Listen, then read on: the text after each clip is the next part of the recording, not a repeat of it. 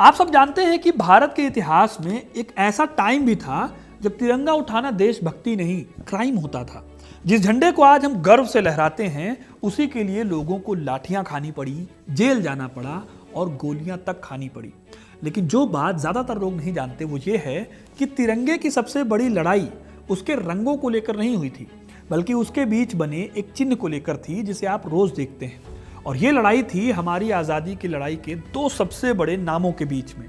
एक तरफ थे महात्मा गांधी यानी बापू और दूसरी तरफ थे भारत के पहले प्रधानमंत्री पंडित जवाहरलाल नेहरू। और ये टकराव था चरखे और अशोक चक्र को लेकर। सवाल था कि हमारे झंडे यानी नेशनल फ्लैग में इन दोनों चरखा और चक्र में से क्या होना चाहिए। इतिहास में कुछ प्रतीक ऐसे होते हैं जिनको हम देखते तो रोज हैं, लेकिन उनकी जब हिस्ट्री की बात करते हैं तो अक्सर हम ध्यान नहीं देते। जैसे कि हमारा नेशनल फ्लैग ले लीजिए। आज तिरंगा आपको हर एक सरकारी बिल्डिंग से लेकर बड़े बड़े चौराहों पर, फंक्शंस पर और तरह तरह के मूवमेंट्स में देखने को मिल जाएगा। लेकिन क्या आपको पता है कि जो तिरंगा 15 अगस्त 1947 को लाल किले पर फहराया गया, उसको बनने में करीब करीब 50 साल लगे थे। तब तक भारत के पास कोई एक फिक्स नेशनल फ्लैग नहीं था। अब सुनने में आपको ये बात नॉर्मल लग सकती है, लेकिन एक सोचने वाली बात है कि जब आज़ादी को लेकर इतना बड़ा आंदोलन हमारे देश में चल रहा था, तब भारत की पहचान किस निशान से होती थी? क्या एक नेशन बिना झंडे के राष्ट्र बन भी सकता है? जब अंग्रेजी हुकूमत थी तब दुनिया भर में भारत की पहचान अंग्रेजों के यूनियन जैक और स्टार ऑफ इंडिया से होती थी। यानी कि सत्ता की छाप में हम गुलाम ही नजर आते थे। हम कॉलोनी थे और हम पर राज करने वालों की पहचान का हिस्सा थे। इसी बात से अगला सवाल ये आता है कि क्या आज़ादी की लड़ाई सिर्फ सत्ता बदलने की लड़ाई थी या अपनी खुद की नई पहचान गढ़ने की लड़ाई भी थी? इसी सवाल के जवाब में आपको आज मैं सुनाऊंगा हमारे नेशनल फ्लैग, हमारे तिरंगे की पूरी कहानी। एक ऐसे प्रतीक की तलाश जिसने धर्म, भाषा और प्रांत से ऊपर उठकर भारतीय होने का एक शेयर्ड मीनिंग दिया। इंटरेस्टिंग बात यह है कि भारत के राष्ट्रीय ध्वज पर सबसे बड़ा जो आइडियोलॉजिकल संघर्ष हुआ वो इन तीन रंगों को लेकर नहीं, बल्कि इन रंगों के बीच में रखा चिन्ह सबसे बड़ी बहस का मुद्दा था। और बहुत कम लोग ही ये जानते हैं कि तिरंगा कभी एक इल्लीगल चीज होती थी। इसे थामना, फहराना या लेकर चलना जेल और लाठी चार्ज का बहुत बड़ा रीजन बन जाता था। फिर भी हजारों लोग इसे सड़कों पर लेकर उतरे, बिना हथियार, बिना सत्ता, सिर्फ एक कपड़े के भरोसे। तो आज मैं आपको बताऊंगा कि तिरंगा कैसे इस देश की पहचान बना, किसने इसे गढ़ा, किसने बदला और क्यों बदला। तो वीडियो को अंत तक जरूर देखिएगा, क्योंकि अपना इतिहास नहीं जानोगे तो खुद को कैसे पहचानोगे। दोस्तों, कहानी में आगे बढ़ने से पहले मैं आपसे कुछ बात करना चाहता हूं। आप में से कुछ लोग होंगे जो यूपीएससी की तैयारी कर रहे होंगे और इस साल अटेम्प्ट देंगे। लेकिन इस एग्जाम को क्लियर करने के लिए सिर्फ पढ़ाई जरूरी नहीं है, बल्कि बहुत जरूरी है अपने आप को टेस्ट करते रहना और इवेल्युएट करते रहना। स्टूडेंट्स की इसी नीड्स को समझते हुए हम हिस्ट्री कनेक्ट पर लेकर आए हैं आपके लिए exclusive all in one UPSC test series. इसमें हमने हेल्प ली है जेएनयू और डीयू के उन एक्सपर्ट्स की जो कम से कम 3 बार यूपीएससी का मेंस लिख चुके हैं। टेस्ट सीरीज में 15 टेस्ट होंगे, 8 सेक्शनल टेस्ट होंगे जिसमें सभी सब्जेक्ट्स को एक्सटेंसिवली कवर किया जाएगा। फिर बाकी के सारे टेस्ट फुल लेंथ होंगे। एक पूरा टेस्ट आपका सिर्फ करंट अफेयर्स का होगा। इस टेस्ट सीरीज में आपको डिटेल्ड एक्सप्लेनेशन मिलेगी हर एक क्वेश्चन की। अब देखो, बहुत सारे स्टूडेंट्स पढ़ाई तो कर लेते हैं लेकिन टेस्ट नहीं देते, और मैं लिख कर दे रहा हूं कि बिना टेस्ट के सिलेक्शन लेना नेक्स्ट टू इम्पॉसिबल है। इसलिए आप पिंड कमेंट में जाकर या फिर डिस्क्रिप्शन में दिए गए लिंक से हमारे हिस्ट्री कनेक्ट ऐप को डाउनलोड कीजिए और टेस्ट सीरीज के लिए एनरोल कीजिए। पहले 500 स्टूडेंट्स को यह सीरीज 50% डिस्काउंट पर मिलेगी। यानी कि 1000 रुपए की सीरीज के लिए आपको सिर्फ 499 रुपए देने होंगे। तो फिर देर मत कीजिए, जाकर लिंक है डिस्क्रिप्शन में, उसको चेकआउट कीजिए। अब हम बढ़ते हैं कहानी में आगे। यह कहानी शुरू होती है 19वीं सदी के आखिरी सालों से। 1857 का विद्रोह खत्म हो चुका था। ईस्ट इंडिया कंपनी की जगह सीधे ब्रिटिश क्राउन के हाथों में भारत की कमान आ गई थी। इस टाइम पर जब भारत में आज़ादी को लेकर एक सुगबुगाहट शुरू हुई, तब हमारे पास अपना एक कोई झंडा नहीं था। भारत की पहचान होती थी इस झंडे से, जिसे यूनियन जैक या फिर ब्रिटिश हुकूमत का बनाया स्टार ऑफ इंडिया कहते थे। ये गहरे लाल रंग का झंडा था। एक साइड में कोने में यूनियन जैक था और बीच में एक ब्लू कलर का स्टार बना हुआ था। 19वीं सेंचुरी के आखिर तक आते आते भारत में नेशनलिज्म की लहर उठ रही थी और नए नेशनलिस्ट लीडर्स के लिए ये झंडा गुलामी का सबसे बड़ा और कड़वा निशान था। इस झंडे से हमेशा इस बात की पहचान होती थी कि भारत एक गुलाम है। देश के नेताओं ने तब तक एक ऐसे निशान की तलाश शुरू की जिसे देखकर एक मद्रासी किसान, एक बंगाली इंटेलेक्चुअल और एक पंजाबी फौजी तीनों खुद को सिर्फ और सिर्फ भारतीय महसूस कर सके। अब फ्लैग बनाना कोई बड़ी बात है नहीं, लेकिन झंडे को बनाना असल में कोई नॉर्मल डिज़ाइन बनाने का काम नहीं है, बल्कि भारत की आत्मा की खोज करने के जैसा था। इसी खोज को पहला फुल स्टॉप मिलता है साल 1904 में। सीन में एंट्री होती है सिस्टर निवेदिता की।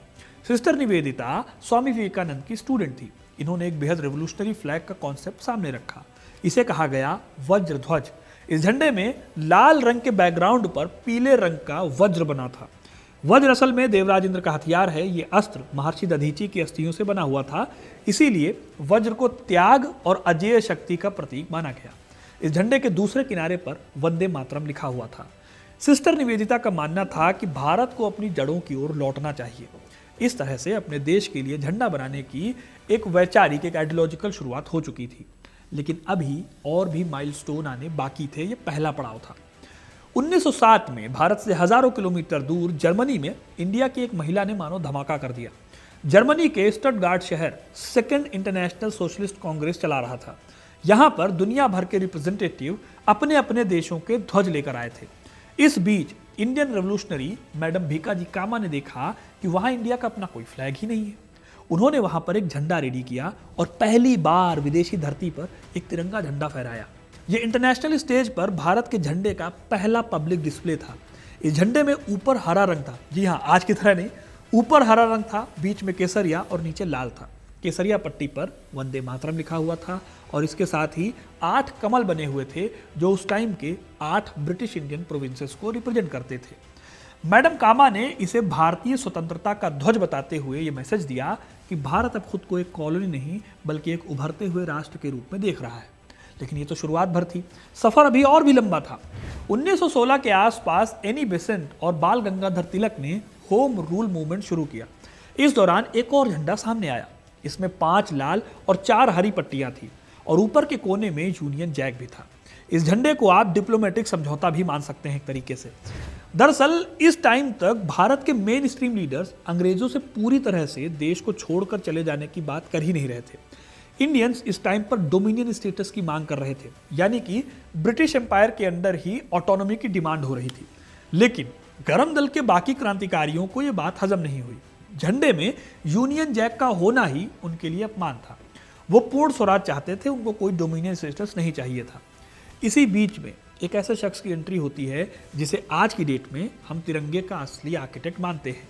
इनका नाम है पिंगली वेंकैया। आंध्र प्रदेश के मछलीपट्टनम के रहने वाले वेंकैया सिर्फ एक स्वतंत्रता सेनानी नहीं थे, वो मल्टी टैलेंटेड आदमी थे। वो जियोलॉजिस्ट थे, एग्रीकल्चरिस्ट थे और उन्हें झंडों से बहुत ज़्यादा लगाव था। 1916 से 1921 के बीच में उन्होंने दुनिया भर के तमाम लगभग 30 देशों के झंडों की अच्छी खासी स्टडी की और फिर एक किताब पब्लिश की जिसमें दर्जनों डिज़ाइन मौजूद थे। इसके बाद कुछ ही सालों में पिंगली वेंकैया का महात्मा गांधी से मिलना इंडियन हिस्ट्री का टर्निंग पॉइंट साबित हुआ। गांधी जी उस टाइम पर एक ऐसा झंडा चाहते थे जो स्वदेशी और आम आदमी की ताकत को दिखाए, ना कि महलों और रियासतों की शान को दिखाए। 1921 में विजयवाड़ा कांग्रेस अधिवेशन हुआ। यहाँ पर वेंकैया ने गांधी जी को एक फ्लैग दिखाया। इस फ्लैग में 2 रंग थे, लाल और हरा। गांधी जी ने इसमें एक सफ़ेद पट्टी जोड़ने का सजेशन दिया ताकि देश के दूसरे अल्पसंख्यक समुदायों का भी इसमें सम्मान हो सके। इसके साथ ही उन्होंने सजेस्ट किया एक बेहद ही रेवोल्यूशनरी सजेशन। ये सुझाव था बीच में चरखे को जोड़ना। चरखा जो कि स्वावलंबन, आत्मनिर्भरता और भारत के गरीब बुनकरों की ताकत का प्रतीक था, जिसने मैनचेस्टर की मिलों को कभी चैलेंज किया था। तो इस तरह से गांधी जी के लिए ये फ्लैग एक पॉलिटिकल फ्लैग नहीं था बल्कि एक मोरल मूवमेंट का चेहरा भी था। हिस्टोरियन श्री रूपा राय अपने आर्टिकल सिंबल ऑफ फ्रीडम में कहती हैं कि कैसे इस फ्लैग ने आगे चलकर नेशनलिज्म को विजुअल पॉलिटिक्स में बदल दिया। इस फ्लैग को काफ़ी पॉपुलैरिटी मिली। माने कि अब आज़ादी की लड़ाई में स्टेज से दिए जाने वाली स्पीचेस की ही इंपॉर्टेंस नहीं थी, बल्कि अब फ्लैग्स को हाथ में लेकर सड़क पर निकला जा सकता था। इस चेंज का इम्पैक्ट ये हुआ कि नेशनलिज्म आम जनता की डेली लाइफ का हिस्सा बन गया। पहले जहां आज़ादी की लड़ाई पढ़े लिखे क्लास के लोग, नेताओं के भाषणों तक लिमिटेड हुआ करती थी, वहीं झंडे ने इसे विजुअल बना दिया और एक शेयर्ड आंदोलन बना दिया। हाथ में तिरंगा लेकर सड़क पर निकलना अब हर आदमी के लिए एक आंदोलन का एक्टिव पार्टिसिपेंट बना देता था। इससे चाहे वो आदमी अनपढ़ है, गरीब है या हाशिए के लोग जिनकी समाज की मुख्य धारा में नहीं है, उनके लिए भी राष्ट्रवाद से जुड़ना आसान हो पाया। झंडा एक ऐसा सिंबल बन गया जो फीलिंग्स को, इमोशंस को, त्याग और एकता को शब्दों से ज़्यादा और ही ज़्यादा इफेक्टिव तरीके से एक्सप्रेस कर पाता था। यही वजह है कि आज़ादी की लड़ाई जन आंदोलन में बदल पाई, हालांकि इसकी कीमत भी चुकानी पड़ी। 1923 का नागपुर ध्वज सत्याग्रह इसका सबसे बड़ा और खूनी सबूत बना। हुआ ये कि ब्रिटिश पुलिस ने कई जगहों पर झंडा लेकर चलने पर बैन लगा दिया। इसके विरोध में कई जगहों पर जैसे कि नागपुर और जबलपुर जैसे इलाकों में नॉन वायलेंट प्रोटेस्ट शुरू हुआ। हजारों निहत्थे सत्याग्रही सिर्फ तिरंगा थामे पुलिस की लाठियां झेल रहे थे। जमनालाल बजाज, सरदार पटेल और सुभद्रा कुमारी चौहान जैसे नेताओं ने इस मूवमेंट को लोगों तक पहुंचाया। इतिहासकार विरमानी इसे ध्वज का राष्ट्रीयकरण कहती हैं।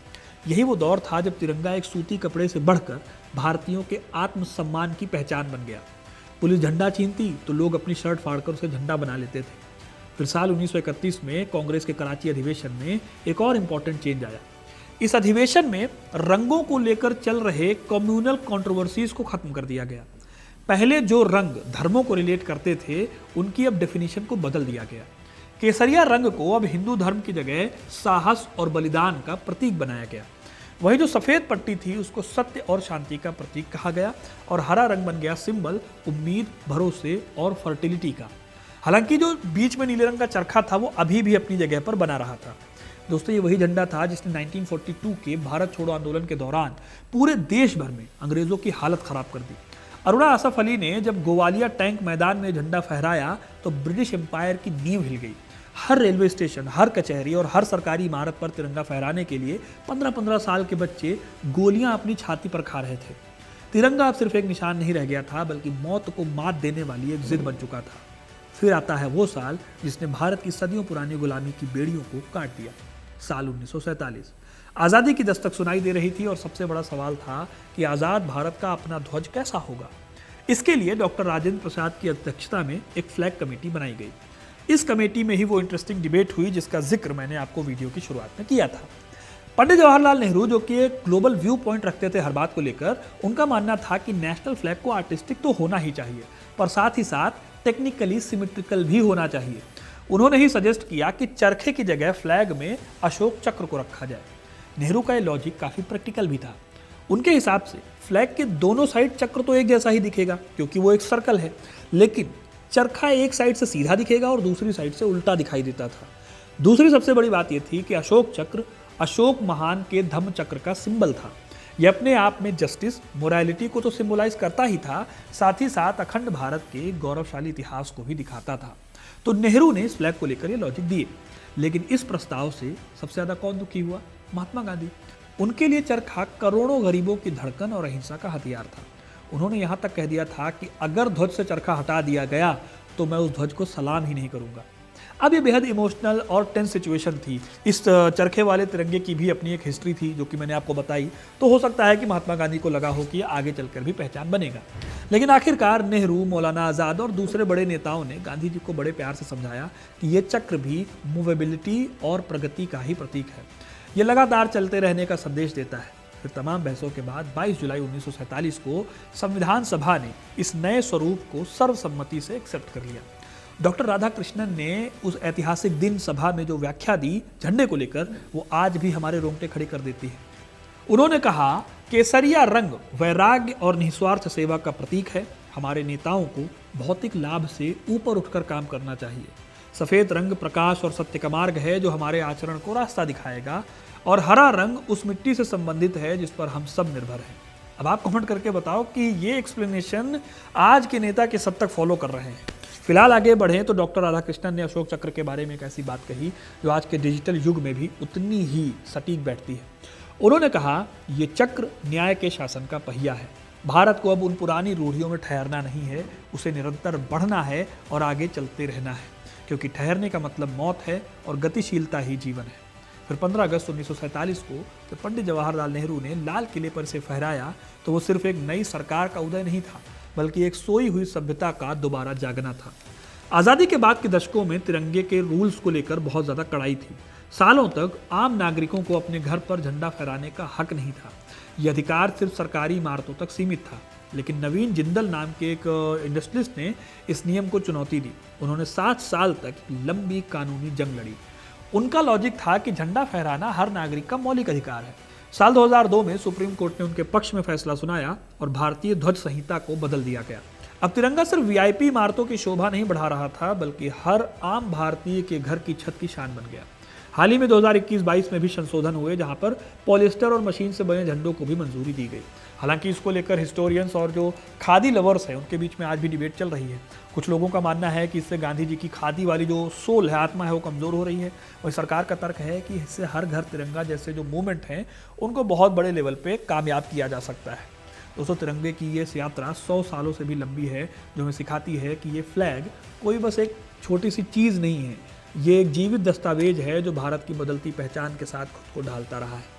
पिंगली वेंकैया की वो सादगी भरी मेहनत, मैडम कामा का वो विदेशी सरजमी पर दिखाया गया साहस, नेहरू गांधी के बीच की वो वैचारिक बहस, ये सब कुछ इन 3 रंगों और 24 तीलियों वाले चक्र में समाया हुआ है। ये ध्वज हमें याद दिलाता है कि भारत की ताकत उसकी डाइवर्सिटी में है। जिस तरह से केसरिया, सफ़ेद और हरा रंग मिलकर एक सुंदर तिरंगा बनाते हैं, उसी तरह अलग अलग भाषाएं, धर्म और संस्कृतियां मिलकर एक महान भारत का निर्माण करती हैं। तो दोस्तों, ये थी कहानी तिरंगे की। आपको ये कहानी कैसी लगी कमेंट करके ज़रूर बताइएगा। गणतंत्र दिवस की आप सभी को एडवांस में बहुत बहुत शुभकामनाएं, और ऐसी तमाम वीडियोस को देखने के लिए हमारे चैनल को सब्सक्राइब जरूर करें। धन्यवाद।